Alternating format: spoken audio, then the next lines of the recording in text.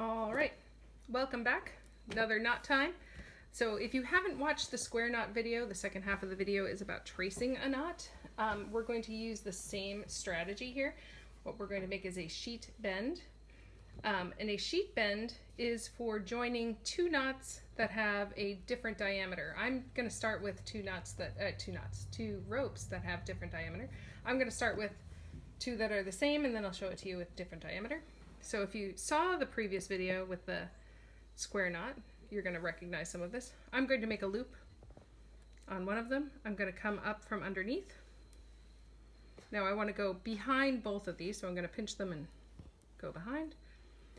And then, this is where it differs, I'm going to go underneath my same line.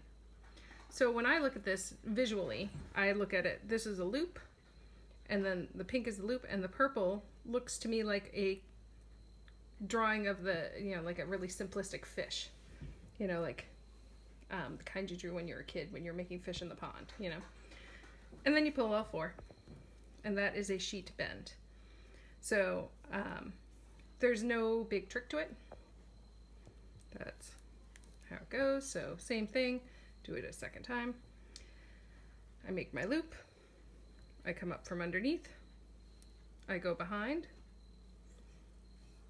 and then I'm going to put it under itself. And then pull all four. And it's a really tight knot, tight knot. Let me get thicker rope.